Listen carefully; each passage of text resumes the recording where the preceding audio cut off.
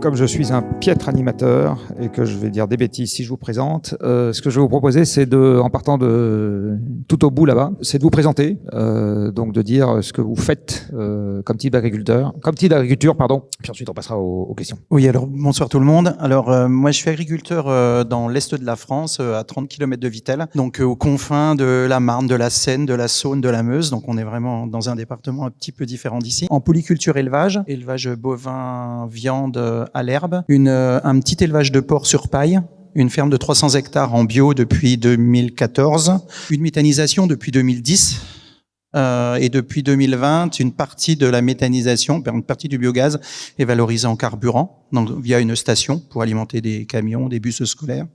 Et puis, depuis peu, une création d'un atelier de transformation en collectif qui regroupe 4000 hectares en bio où on transforme pour l'instant des huiles, mais aussi des graines et demain des farines. Donc pour essayer de reprendre une partie de la valeur sur notre production. Merci. Bonsoir, donc Anne-Laure Durand, je suis agricultrice en Seine-et-Marne du côté de Meaux. J'ai repris l'exploitation de mon père en 2016 qui était en conventionnel, donc des grandes cultures assez classiques. Du blé, du maïs, de l'orge, des protéagineux, donc févrole ou soja, du lin fibre et de la moutarde alimentaire. J'ai passé la ferme en agriculture de conservation des sols progressivement depuis 5 ans maintenant. Et depuis cet été, je suis devenue double active. Donc avant, j'étais juste agricultrice sur l'exploitation. Et la conjoncture fait qu'aujourd'hui, j'ai dû reprendre un travail de salarié, puisque la ferme ne me permet pas de vivre décemment. Donc ça me tenait à cœur de vous le dire aussi, parce que c'est ça aussi la réalité aujourd'hui. Bonjour à tous. Moi, c'est Clément Moi. Bon, désolé pour la répétition, mais c'est mon nom. Je suis agriculteur en Bretagne. Je suis pas tout seul. On est en GAEC avec 6 associés, 3 salariés. On est un peu en sureffectif parce qu'on a un gros sujet de transmission. On a 3 départs en retraite sur la ferme. Et donc, on a différentes activités. On est des vaches, des poulets et autrement, grande culture. Donc, voilà, un système polyculture élevage bien propre à la Bretagne, si j'ai envie de dire. Et à côté de ça, je suis aussi shifter et je participe à diffuser les travaux du shift sur l'agriculture parce que je trouve qu'il y a beaucoup d'éléments à saisir et à mettre sur la table avec nos partenaires et nos confrères. Voilà. Merci. Alors, si j'ai bien compris, vous faites tous les 3 partie du comité de pilotage de Agri 2050. Et donc, ma première question, elle est toute bête, c'est qu'est-ce qui vous a donné envie d'en faire partie et qu'est-ce que vous attendez de cette initiative? Qui veut se lancer? Dans le même ordre? Allez, dans le même ordre. Le plus vieux. Hein. J'avais répondu à la grande consultation. Après, je connais aussi quand même des animateurs et puis j'étais aussi un petit peu sur le comité de pilotage par rapport à l'enquête de la grande consultation. En fait, ma carrière, elle a démarré par un premier choc qui était, j'étais un enfant de la production et quand je me suis installé en 90, en 92, on nous a dit, il faut mettre des jachères, il faut plus produire. Ça, c'était le premier changement. Et en 2007, on a fait notre premier diagnostic planète, donc avec une analyse de cycle de vie. J'ai été un petit peu peut-être déformé à regarder l'agriculture un peu différemment. Et je pense que l'approche du shift et puis surtout la grande consultation, telle qu'elle était construite, c'était pour moi le premier saut en avant d'un vrai questionnement de notre métier, sans tabou. Et pour moi, sonder déjà, est-ce que la base est consciente des enjeux? Et je suis super content que, oui, elle est consciente. Donc maintenant, il reste le reste à faire. Sans dire nécessairement où, est-ce que vous êtes syndiqué? Alors oui, mais moi, je suis peut-être un cas à part parce que je suis syndiqué dans 2 syndicats, la FNSEA et la Confédération Paysanne. Ça va peut-être vous faire rire, mais en fait, je l'ai fait parce que c'était pour voir l'intérieur de cette machine, en fait. Et aujourd'hui, j'en tire comme conclusion que 80% du dialogue reste commun. C'est juste d'une cristallisation souvent de dire cette chose. Et qu'est-ce que vous pensez que vous allez trouver dans Agri 2050 qui n'existe pas aujourd'hui dans la représentation syndicale? Je pense des voies libres, et des agriculteurs engagés et surtout des agriculteurs qui ont envie d'avancer, mais peut-être en prenant cette expérience d'un réseau comme sécurité, comme filet de sécurité. D'accord. Parce qu'aujourd'hui, on parle beaucoup de plein de réussites individuelles, mais il y a très peu de réussites collectives. Et je pense que, moi j'en suis convaincu, on n'arrivera pas à changer un modèle si on n'est pas sur du collectif à grande échelle. Même question, donc qu'est-ce que vous attendez d'Agri 2050 ? Ce que j'attends principalement, déjà que ce soit un mouvement qui soit rassembleur et non clivant. Corentin et Clémence en ont parlé en introduction. Il y a trop de clivage sur tout ce qui est transition agroécologique, alors qu'on sera bien obligé d'y passer. Je trouve ça dommage que ce soit absent du débat public, on va dire, agricole. Donc j'attends vraiment que ce soit un mouvement rassembleur, comme disait Philippe, que les agriculteurs puissent s'exprimer librement, parce que chacun a son histoire, chacun a son système, et on sait très bien que c'est pas réplicable d'une ferme à l'autre. Donc il faut être dans l'écoute plutôt que dans le clivage. Moi j'ai pas envie, quand je dis que je veux la transition agroécologique, qu'on me répondre que c'est du dogmatisme vert. Voilà, ça a été dit par un sénateur que tout le monde connaît aujourd'hui.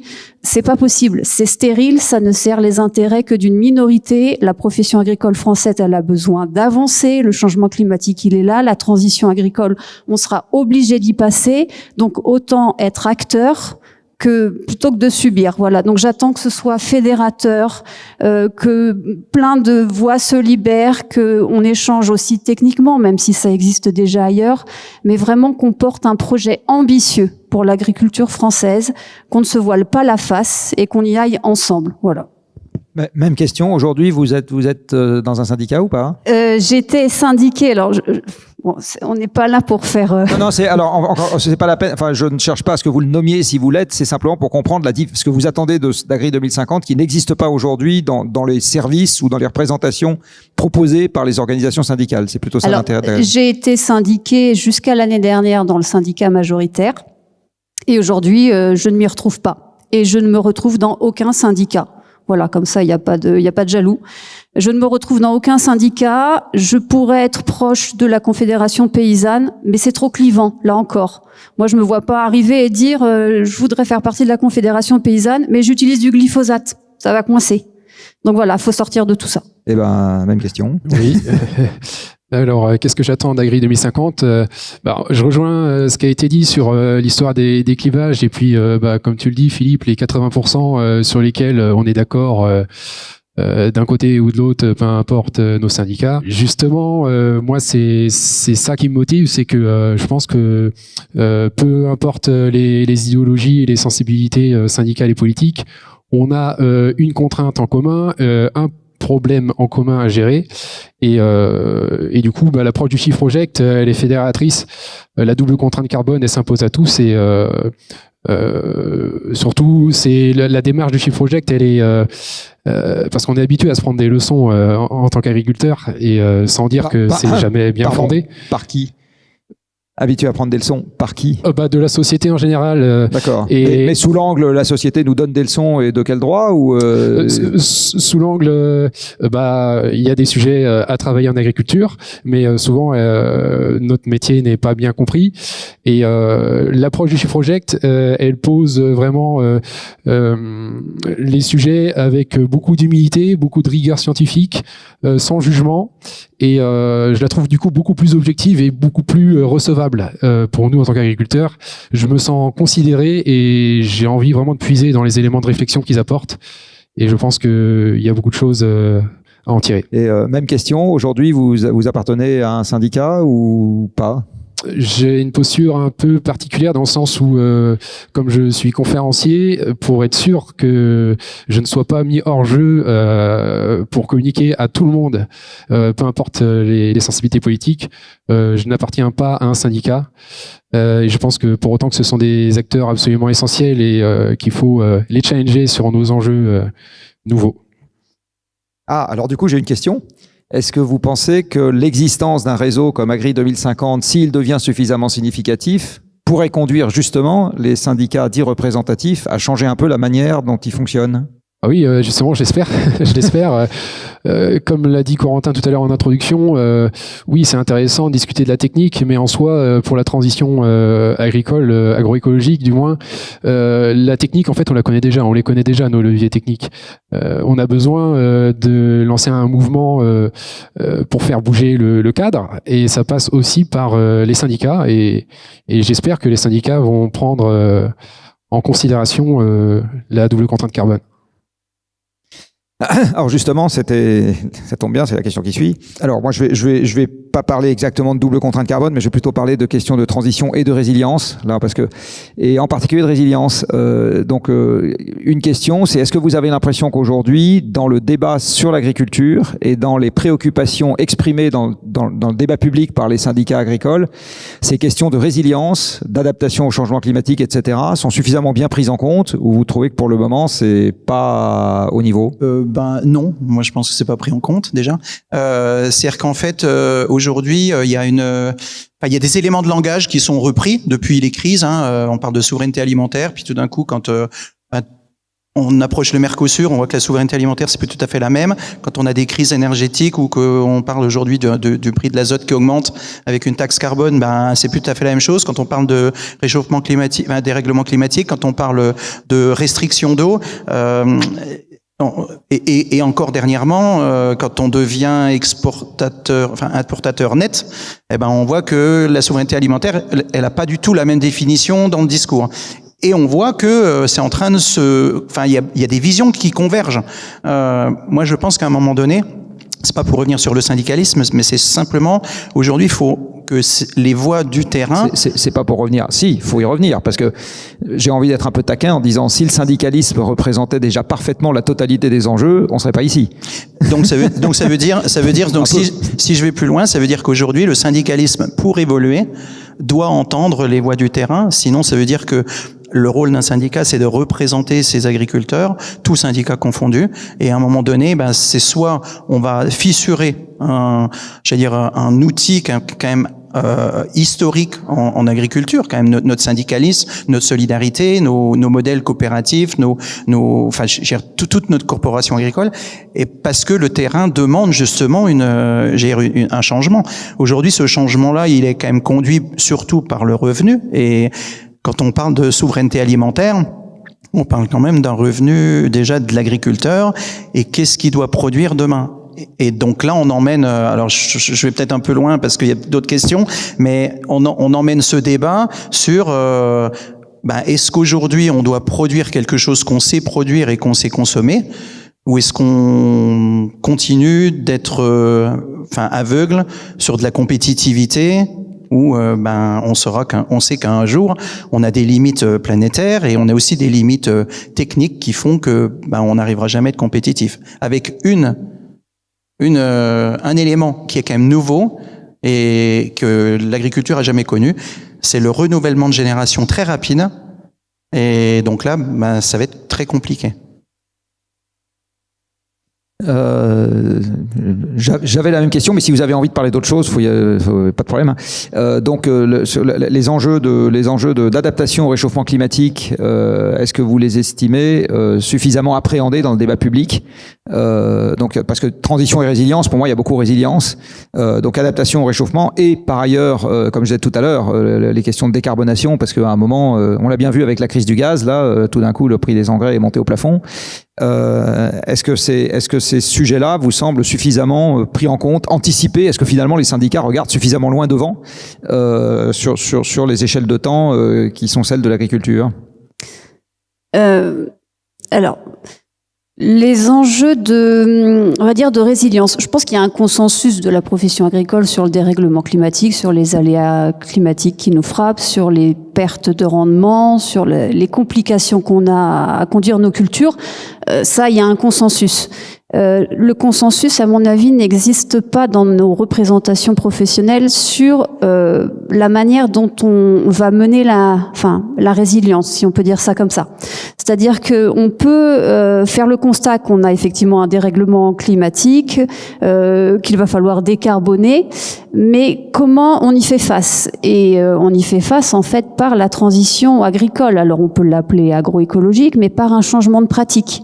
Et là, à mon avis, c'est là qu'il y a un problème de consensus et c'est là qu'il y a un problème aussi de représentativité et d'agriculteurs qui ont déjà entamé la transition sur leurs exploitations parce qu'ils sont directement confrontés, donc il n'y a pas le choix. Moi, c'est pareil, je me suis installée en 2016. En 2016, pour les céréaliers du nord de la Loire, c'était moins 50% de rendement, donc c'est une grosse claque. Surtout quand on s'installe et qu'on n'a pas de trésorerie, on est obligé de se poser la question, comment on peut faire autrement pour encaisser ces à-coups-là? Et depuis 2016, Dieu sait que ces à-coups se sont multipliés.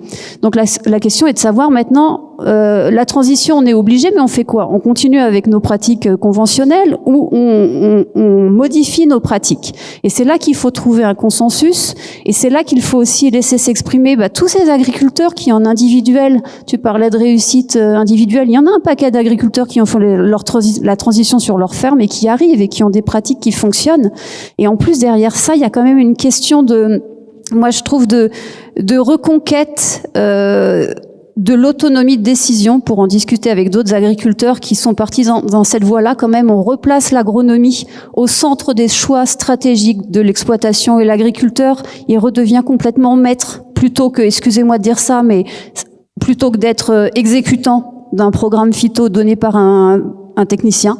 Voilà, donc faut reprendre de l'autonomie dans ses décisions et reprendre de l'autonomie aussi dans les intrants qu'on utilise. Voilà, là, vous savez tous, on va bientôt avoir une super taxe encore au 1er janvier sur les engrais. C'est plus possible. Donc il y a un enjeu financier, il y a un enjeu de changement climatique, même au-delà de biodiversité, parce que tout ça, de toute façon, ça forme un tout. Donc il y a un défaut de consensus sur la manière dont on mène la résilience. Et du coup, je veux bien répondre à la question aussi. Pour ce qui est de la transition sur le secteur agricole, on va dire que elle est prise en considération quand ça nous arrange, pas pour cibler un acteur en particulier, mais par exemple le changement climatique avec les dernières canicules a engendré 20% de baisse de la production laitière, je crois. Là, forcément, faut bien qu'on s'adapte à ça. Donc, on va dire sur le plan de l'adaptation, oui, on dit oui, il y a un changement climatique, il faut qu'on fasse quelque chose. Sur le plan de la réduction de nos gaz à effet de serre, parce que évidemment on a un impact sur l'environnement comme n'importe quel secteur d'économie en France aujourd'hui, on doit faire notre part du boulot, mais là-dessus non, on a envie de dire des fois pourquoi nous, on n'est pas ceux qui avons le plus de moyens pour faire quelque chose là-dessus, donc peut-être qu'il y en a d'autres qui pourraient faire davantage d'efforts avant nous. Ça enlève pas qu'on devra s'en occuper aussi. Il y a aussi du coup l'histoire des ressources fossiles qui sont pas infinies. C'est pas forcément bien connu de tous les acteurs, je pense, et ne serait-ce que pour ça, ça nous force à réfléchir à notre transition. Et puis pour ce qui est de l'aspect résilience, aujourd'hui on a un cadre qui nous incite davantage à prendre des mesures court-termistes avec en fait des marchés qui sont pas prévisibles et du coup des perspectives moyen long terme qui sont difficiles à anticiper. Donc la résilience aujourd'hui elle est pas bien, elle est difficile à appréhender à cause de ce cadre-là qui nous focalise sur du court terme. Alors, je vais peut-être vous prendre un peu par surprise parce que j'ai vu que vous avez tous des notes, mais là, il y a une question qui n'était pas dans ce qu'on m'a donné, mais que moi, j'ai quand même envie de poser. Est-ce que, de votre point de vue, c'est une bonne ou une mauvaise chose que dans la représentation syndicale, il puisse y avoir à la fois des agriculteurs et des coopératives? Ou est-ce que ça rend... c'est plus compliqué du coup parce qu'on crée de fait une forme de conflit d'intérêts interne qui rend plus et on ne sait plus finalement quel est l'intérêt qui s'exprime vraiment. C'est pas une question polémique du tout, hein, c'est vraiment une question sincère parce que Agri 2050 a priori c'est des agriculteurs et juste des agriculteurs et est-ce que c'est pas quelque part ça qui manque dans les syndicats en place? Qui a envie de se lancer? Très simplement, moi j'aurais envie de dire, c'est plutôt le sens inverse. La question, j'y ai pensé à cause de ce que vous m'avez dit, de ce que vous venez de dire sur le technicien qui vient vous expliquer le parcours phyto. Là, c'est ça qui m'a fait penser à cette question. Alors, je pensais pas forcément un technicien ça peut être un technicien de mais COP, c'est par association d'idées. Mais par association d'idées, j'ai pensé à cette question-là. Mais votre question, c'était de savoir si des coopératives pouvaient intégrer des syndicats, c'est ça? Elles peuvent, de fait. Moi, je le vois en sens inverse, c'est-à-dire qu'une coopérative a un conseil d'administration qui a souvent une couleur syndicale. D'accord. Mais le fait que dans Agri 2050, donc encore une fois, ça va être que des agriculteurs. Est-ce que ça, c'est quelque chose qui vous semble être un plus par rapport aux autres organismes qui sont plus hybrides, j'ai envie de dire? En ce moment, sauf erreur de ma part, le président de la FNSEA est aussi le patron d'une coopérative. Fatalement, on se demande de quel côté il penche à chaque fois qu'il s'exprime sur quelque chose. Et vous aurez la même situation peut-être dans Agri 2050, où vous aurez peut-être des présidents de coopératives qui voudront adhérer au réseau.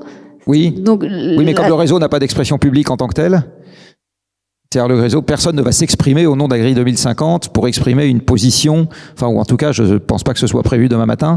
Pour le moment, c'est quelque chose qui est essentiellement destiné à une communication interne, j'ai envie de dire. Oui, mais l'objectif, c'est quand même, comme l'a rappelé Corentin tout à l'heure, à moyen terme, d'essayer de porter une voix rassembleuse et un projet, enfin moi je le vois comme ça, hein, avec un projet stratégique, une vision stratégique pour l'agriculture française, pour faire pression, pour faire lobbying. Alors, on va pas parler de syndicats, mais je pense que ce qui nous anime aussi, c'est de nous retrouver entre agriculteurs qui partagent la même vision de l'avenir pour l'agriculture française, et qu'un jour, par ce rassemblement, on puisse faire poids auprès des politiques. Oui, mais ça, c'est le nombre qui fera foi quelque part. Beaucoup plus que des positions dans l'espace public très tranchées. Le nombre, et puis je pense aussi le soutien de l'opinion publique. Oui, on est d'accord. Par rapport à ça, je pense que ce soit les coopératives ou les groupes industriels, il faut travailler intelligemment avec eux et discuter en interne de nos attentes. Et puis les coopératives, après tout, c'est aussi des agriculteurs à la base. Donc, en plus de ça, il y a un rapport de force qui évolue. Hein. On est de moins en moins d'agriculteurs, donc eux, ils ont toujours un intérêt à saturer leurs outils industriels. Donc, si ils font des choses qui vont pas dans notre sens, au bout d'un moment, ça va coincer chez eux aussi.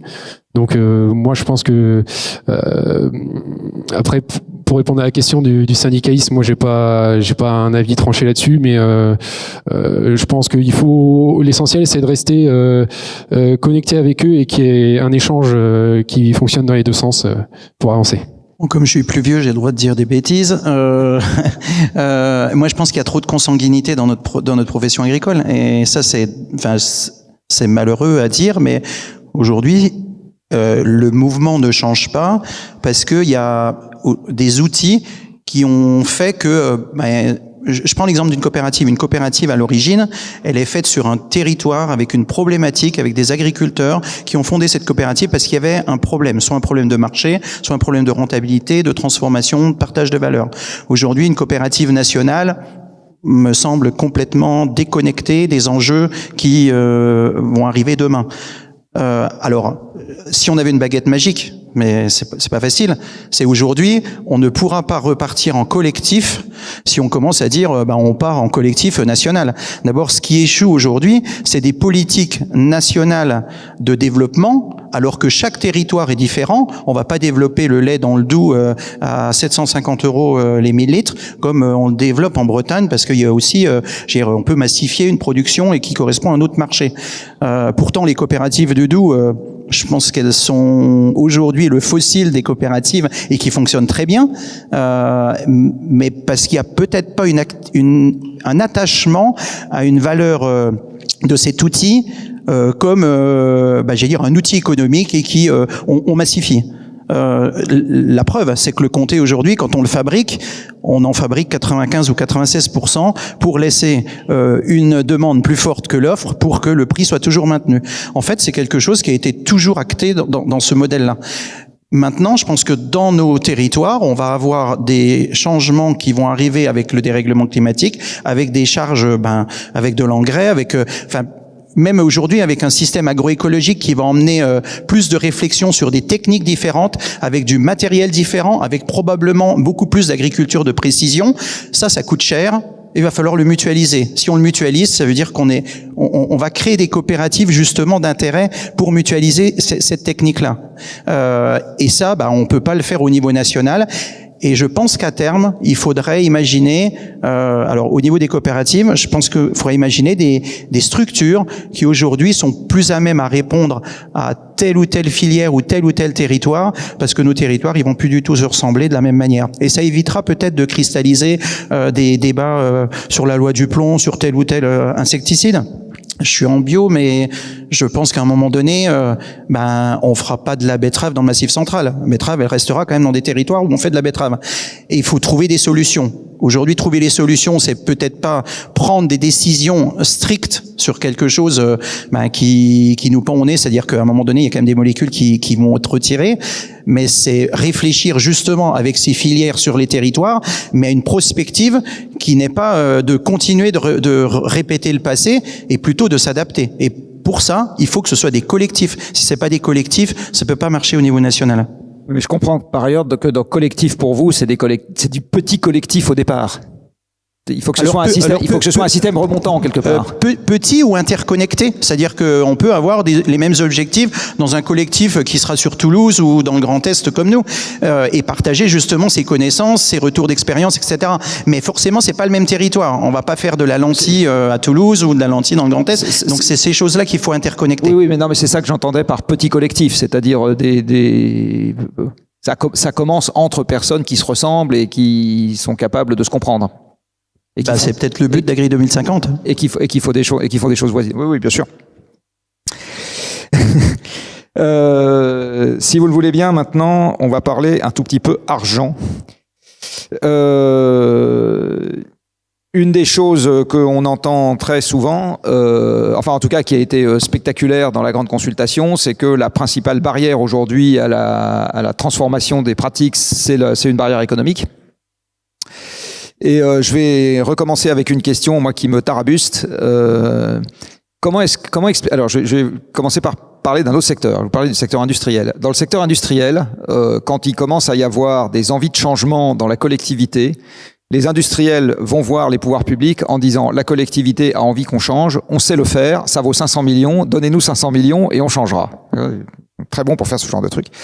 Pourquoi est-ce que dans le monde agricole, ce qu'on entend le plus souvent, c'est pas ça, mais c'est pas possible de changer parce que les règles, le marché, le machin, etc. Donc surtout, en fait, faites en sorte qu'on n'ait pas besoin de changer. Donc en fait, le discours est rarement, je parle du discours public, je parle pas du tout de vos envies profondes à vous, mais le discours public, il est calé sur surtout, il faut qu'on change rien et faites en sorte que les règles ne changent pas, et pas du tout sur vous voulez changer les règles, pas de problème, faites-le, c'est 3 milliards, donnez-nous 3 milliards et on changera. Comment est-ce que vous expliquez que ce discours-là n'existe pas? Est-ce que c'est parce que ce que je viens de dire est une ânerie, donc il y a de très bonnes raisons pour que ça n'existe pas? Est-ce que c'est lié justement au jeu syndical, au fait que, comment est-ce que vous expliquez ça? D'abord, est-ce que vous êtes d'accord avec ce constat? Court, c'est-à-dire que en fait, il y a tellement un écosystème qui est créé aujourd'hui que c'est très compliqué d'aller imaginer un chamboulement très rapide. En fait, il faudrait peut-être faire une grande consultation sur l'aval et l'amont et voir les freins.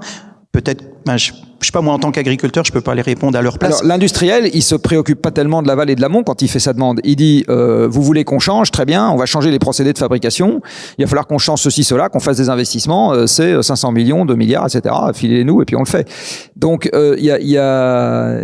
avant tout, il y a un raisonnement qui est renversé par rapport à je suis prisonnier des règles économiques et donc faites en sorte que je puisse jouer avec les règles du moment. Leur discours à eux est plutôt de dire pas de problème pour changer les règles, mais ça va coûter de l'argent, donnez-nous l'argent et on change. Alors, évidemment, de temps en temps, il faut aussi du conservatisme. Je suis pas complètement naïf, mais vous voyez, il y a ce discours-là que j'entends, moi, je trouve assez rarement dans le monde agricole, et je sais pas l'expliquer. Alors, il y a plusieurs choses déjà ça vous le savez, de rappeler qu'on est le premier maillon de la chaîne et que sans doute que le système convient à tous les autres maillons, sauf au nôtre. Donc forcément, faire changer tous les autres maillots, c'est compliqué, surtout si les politiques suivent pas. Oui, mais on pourrait, là, vous voyez, pour mettre les pieds dans le plat, la FNSEA pourrait dire, on bloque les routes si on n'a pas 3 milliards. Vous voyez, c'est. Donc on en revient au problème de la représentativité du discours de certains syndicats. Oui, absolument, oui. Et oui, on est bloqué aujourd'hui encore sur une idée de compétitivité qu'on nous sort à toutes les sauces. C'est ce qui est réclamé toujours, alors qu'on sait pertinemment qu'on ne sera jamais compétitif vis-à-vis de, je sais pas moi, l'Amérique du Sud ou la Russie, c'est mort, on le sera jamais. Donc ça sert à rien de nous bassiner avec ça, c'est de nous envoyer dans le mur. Donc certains y ont un intérêt, mais clairement la majorité ne l'a pas. Pour faire du comté, on est compétitif, non? Puisqu'on peut en faire que chez nous.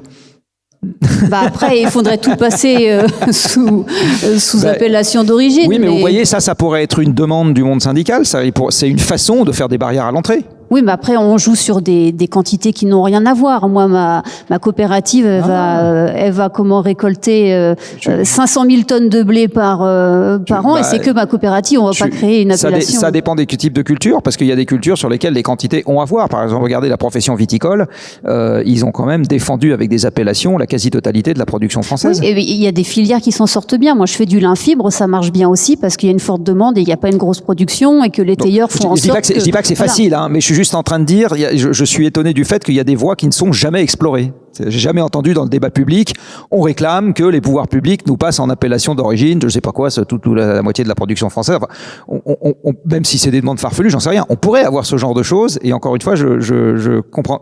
Je suis d'accord avec vous. On est toujours sur la compétitivité. Et je vais vous dire, on se pose la même question que vous. D'accord. Au bout du compte, je pense qu'il y a beaucoup d'agriculteurs qui se demandent mais comment ça se fait qu'on a toujours ce même discours dans la représentation syndicale et pourquoi on n'opère pas une autre voie. Je pense que c'est aussi quelque chose qu'on se demande parce qu'on sait très bien qu'on va dans le mur et on sait surtout que ça ne convient pas à la majorité des agriculteurs. Donc on se pose la même question que vous. D'accord. Est-ce que vous vous posez la même question que nous? On va dire que je pense qu'il y a pas... Pour adopter l'exemple que vous avez donné avec l'industrie, par exemple automobile, en fait, il faudrait davantage d'unité dans le monde agricole, sauf que on dit que la diversité de notre agriculture en France, elle est reconnue et que c'est une force, mais de notre côté, quand il faut s'aligner sur des prises de décision, si on veut changer les choses dans une direction, il y en a à qui ça va profiter, il y en a d'autres à qui le business va être impacté. Donc, il n'y a pas d'unité sur les enjeux-là, ou du moins, jusqu'alors, on n'avait pas mis sur la table des thématiques qu'on avait en commun. Et pour le coup, pour moi, la transition avec l'approche énergétique et réchauffement climatique, là, c'est une direction qui va tous en notre faveur. Et là-dessus, pour moi, c'est du potentiel à exploiter. Oui. Donc, du coup, est-ce que vous espérez, j'en reviens à Agri 2050, qu'un réseau comme ça, c'est l'occasion de poser ce genre de questions et de rassembler beaucoup de gens autour de ce genre de questions et de la possibilité de les faire entendre? C'est surtout aussi l'objectif, c'est comme ce soir, c'est de faire entendre un autre discours, en fait. Là, on change. Là, on commence à dire oui. Enfin, on commence à dire, il y en a plein qui le disent, mais là, on nous donne une tribune publique. Oui, il faut aller vers la transition agroécologique, arrêter de nous bassiner avec la compétitivité, faites en sorte qu'on soit mieux rémunéré. Voilà, la qualité française, elle se paie aussi, donc trouver une solution. Nous, on n'est pas économistes, mais il y en a assez dans notre pays pour trouver comment changer le système. Moi, je suis en grande culture, donc je vais parler des céréales que de ce que je connais. Mais voilà, nous, on est liés complètement au marché mondial, qui n'intègre pas du tout nos contraintes. Donc voilà, on est sur le même marché que des Brésiliens ou des Russes, alors qu'on n'a pas du tout les mêmes contraintes de production. Et en plus, sur ces marchés-là, ce qui fait la pluie et le beau temps, c'est en partie les fonds de spéculation. Donc on est complètement à la ramasse, enfin c'est complètement déconnecté. Mais ça, faut l'avoir en tête. Et donc, ce réseau, il permet aussi de dire ces choses-là qui nous semblent être une évidence pour nous, agriculteurs, mais qu'on n'entend pas forcément dans le discours des représentations professionnelles. Et c'est bien là le problème. Si on veut que ça change, faut quand même poser pragmatiquement les choses et dire, voilà, la situation aujourd'hui, elle est celle-là. Si elle est absurde, elle est absurde. Et on essaie de changer les choses pour que tout le monde s'en sorte. C'est naïf, mais c'est quand même ça. D'accord. Et est-ce que vous avez également l'ambition de faire passer des messages de nature sur la réalité économique de l'activité auprès de la... Pardon, je vais mettre une question avant. Est-ce que vous trouvez que la réalité économique de l'activité, elle est bien perçue par la population dans son ensemble? Et sinon, est-ce que ça fait partie de vos ambitions que ce soit mieux perçu? Je pense que c'est pas connu, oui, de l'ensemble, ça c'est clair. Après, il y a tout un pan de la société qui a pas non plus pris en compte son alimentation. C'est-à-dire aujourd'hui, on est quand même encore sur une alimentation que personne connaît. Ceux qui s'intéressent la connaissent, comme ici dans la salle. Ceux qui s'intéressent au changement, ils sont là. Maintenant, la grosse partie de la population, c'est pas ça. Maintenant, en termes de coûts et en termes de revenus, je pense que les leviers, ils sont relativement faibles à mettre en place. Vous le dites le premier, mais le surcoût production, enfin de plus-value qui est repartagée à l'agriculteur, il est minime par rapport au changement qu'une société peut faire. Par contre, il est maximum pour que les agriculteurs changent. Un agriculteur qui a du revenu, il va forcément changer. Enfin, il va forcément aller vers quelque chose de plus vertueux. Et puis, de toute façon, il sait qu'il y a un risque. Donc, le risque aujourd'hui, c'est mettre tous les atouts de son côté pour être durable. Pas compétitif, durable. Oui. Moi, je parle beaucoup de production nette, parce que la production brute, c'est ce qui nous a conduit depuis des années. Une production brute, c'est ce qu'on met sur un bateau, dans un train, etc. Mais qu'est-ce qu'on met en face pour faire cette production brute? Du matériel, plus beaucoup de main-d'œuvre aujourd'hui en agriculture, et puis de l'engrais, des intrants, des semences, etc. Et en fait, la production nette là, qu'est-ce qu'elle devient en 2050? Est-ce que elle sera encore importante, ou est-ce que le peu qui sera encore possible, c'est de nous recentrer sur ce qu'on a besoin nous. Donc c'est vrai qu'aujourd'hui, je pense qu'il y en a dans la salle, vous produisez des légumineuses. Marché de la légumineuse, faut être costaud, parce que c'est vraiment parce qu'on a envie de faire de la légumineuse. Aujourd'hui, il n'y a pas réellement de filière qui soutient la légumineuse. Déjà, il y a un consommateur qui en consomme pas beaucoup, et puis derrière, on a des filières qui disent finalement la légumineuse c'est un truc un peu risqué, vaut mieux faire du blé.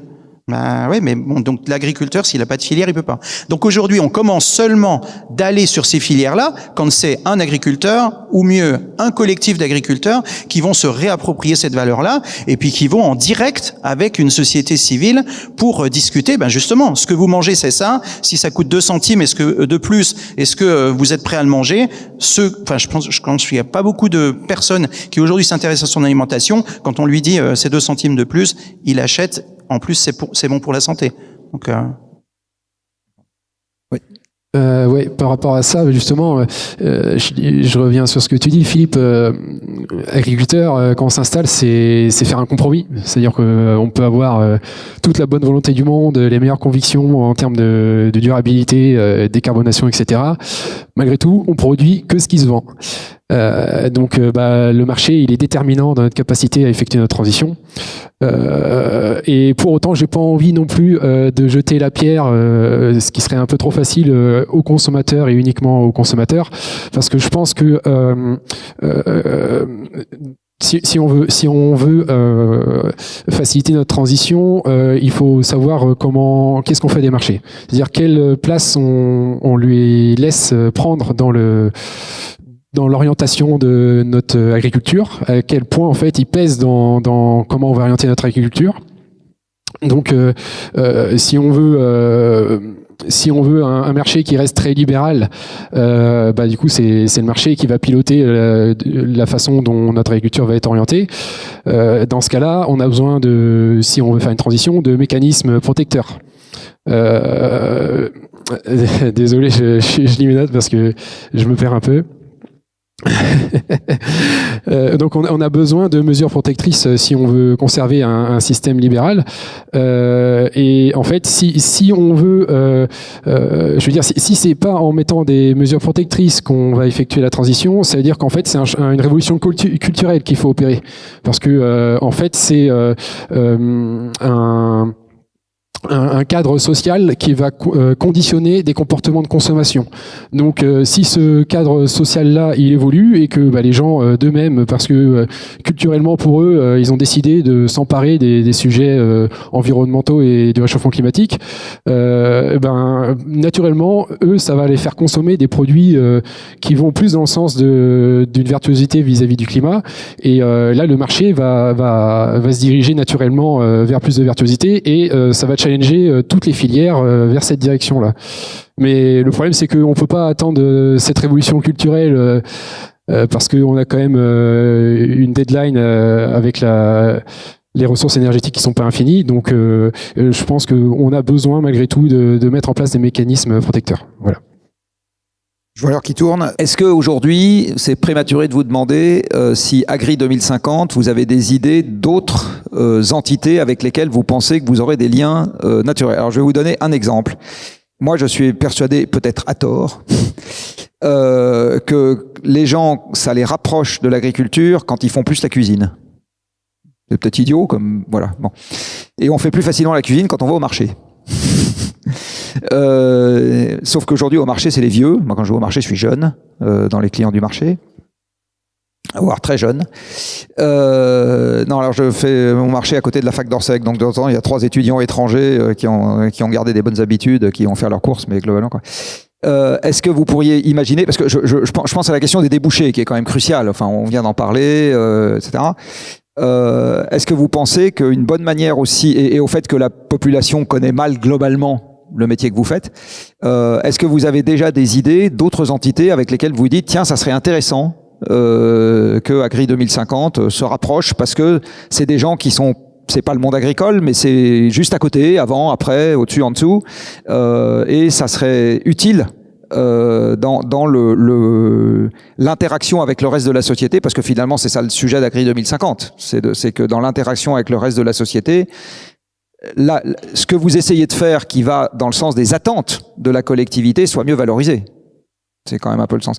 Donc, est-ce que vous avez déjà des idées comme ça de trucs dont vous vous dites, tiens, si ce truc-là commence à faire un peu masse, si Agri c'est 2050, on commence à être quelques milliers d'agriculteurs, quelques dizaines de milliers d'agriculteurs, voilà le genre d'endroit où ça serait bien d'aller exister à côté de l'agriculture stricto sensu.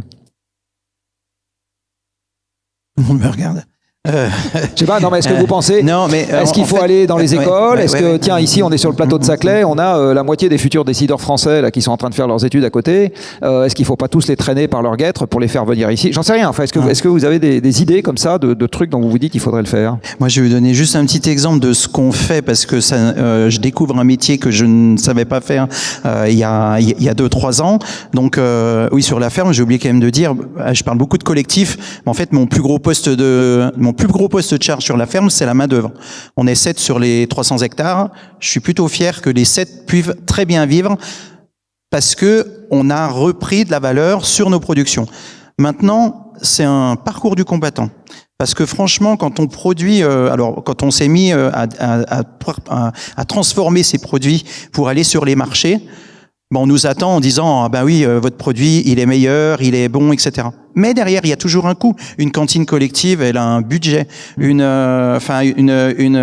ménagère, et forcément on se heurte à ce changement-là. Donc je pense que si Agri 2050 doit se rapprocher de réseaux, faut que ce soit les mêmes réseaux, qui aient les mêmes ambitions et les mêmes convaincus. C'est-à-dire qu'aujourd'hui, battre la plaine et faire le pèlerin, ça coûte de l'énergie. Donc, il faut aller plus vite vers déjà des gens convaincus et qui essaiment. Après, moi, je rêve que notre ministre de l'Éducation nationale et ministre de l'Agriculture, une bonne fois pour toutes, mettent un cours de cuisine comme on met un cours de piscine. Parce que, à un moment donné, un gamin qui aura mis les mains dans la pâte depuis la maternelle jusqu'en primaire, il saura faire à manger. Enfin, moi, ça m'a vraiment touché quand il y a eu le Covid, et puis qu'on voit des étudiants qui font la queue parce qu'ils n'arrivent pas à subvenir à acheter, à manger, etc., à cuisiner, et qui savent plus cuisiner.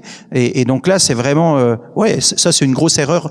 Alors, je sais pas de nous, mais peut-être d'un système qui a fait que on s'est pas rapproché du consommateur direct. Mais derrière, la filière blé, quand on exporte, la filière malt, la filière sucre, etc.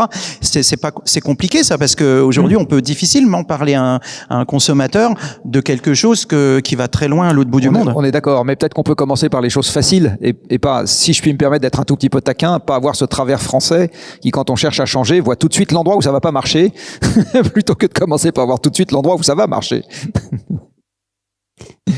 Après.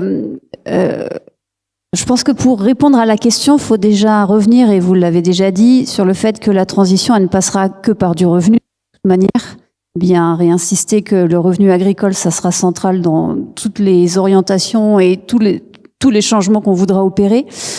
Et donc, en réfléchissant à votre question, ça serait, de toute manière, pour qu'on ait du revenu, il faut qu'il y ait des débouchés, il faut qu'il y ait des filières.